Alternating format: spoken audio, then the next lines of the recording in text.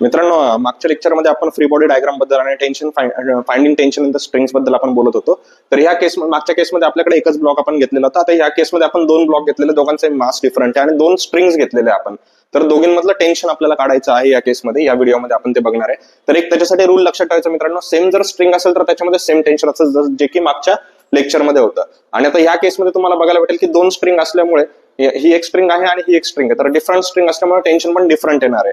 तर एक लक्षात घ्या, आता ह्या केसमध्ये इकडे जर बघितलं 5 kg चा ब्लॉक आहे, तर या स्ट्रिंगचं टेन्शन आपण, तुम्हाला मी एक रूल सांगितलेला होता मागच्या व्हिडिओमध्ये की टेन्शन काढताना स्ट्रिंग मधलं तर त्या बॉडीपासून दूर जाणारं टेन्शन घ्यायचं असतं. मग याचं टेन्शन आपण बघितलं तर ह्या डायरेक्शन मध्ये आपण घेऊया, तर ते आपण सपोज T1 मानलं, ठीक आहे. तर याचं टेन्शन T1 लागतंय आणि जर ही बॉडी कन्सिडर केली तर याच्यापासून ही सेम स्ट्रिंग मधलं जर टेन्शन घ्यायचं तर हे पण टेन्शन आपल्याला काय भेटेल, T1 भेटेल, ह्या बॉडीपासून दूर जाणारं टेन्शन. आता ह्या ब्लॉकचं जर वेट काढायला घेतलं डाऊनवर्ड डायरेक्शन मध्ये लागणार आहे, आपल्याला सर्वांना माहित आहे. तर वेट काय लागेल मित्रांनो, W = mg याचा फॉर्म्युला असतो. वेट म्हणजेच आपलं असतं फोर्स, जे की आपण मागच्या व्हिडिओमध्ये बघितलं होतं. सो मास या ठिकाणी आहे 5, तर W ची व्हॅल्यू या ठिकाणी येणार आहे मित्रांनो, म्हणजे फोर्सची व्हॅल्यू येणार आहे 5g. ओके, डाऊनवर्ड फोर्स जे आहे ते 5g येणार आहे. मग आपण जर ह्या केसमध्ये याची फ्री बॉडी डायग्राम बघायला घेतली, जो काही 5 kg चा जो ब्लॉक आहे त्याची फ्री बॉडी डायग्राम बघायला घेतली, त्याला एक मास पॉईंट कन्सिडर केला 5 kg.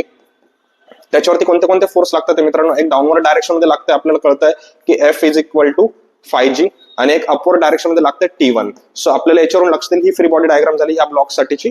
तर याच्यावरून आपल्याला लक्षात येईल T1 summation of all the forces is 0, T1 plus, आता हे मायनस साइनचं घ्यावं लागेल कारण की दोन्ही फोर्सेस मित्रांनो एकमेकांच्या ऑपोजिट आहेत. तर T1 plus -5g = 0 according to Newton's first law of motion.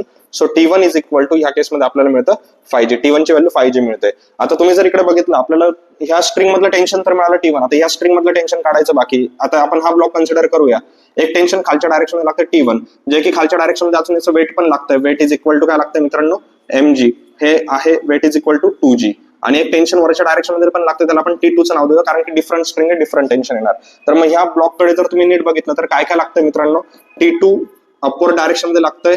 ह्या मास वरती मास किती आहे ते 2 kg, आणि एक खालच्या डायरेक्शन मध्ये T1 लागतंय. अजून खालच्या डायरेक्शन मध्ये आपल्याला वेट लागतंय. वेट लागताना दिसेल किती आहे 2g. तर आपल्याला काय दिसतंय याच्यावरून, T2 = 2g plus T1. So T2 = 2g plus T1 ची व्हॅल्यू काय आलेली मित्रांनो 5g, म्हणजे टोटल टेन्शन ह्या स्ट्रिंग मधलं T2 मिळतं आपल्याला 7g. तर अशा पद्धतीने आपल्याला दोन्ही स्ट्रिंग मधले टेन्शन काढता येतात. T1 ची व्हॅल्यू येते 5g आणि T2 ची व्हॅल्यू मिळते आपल्याला 7g.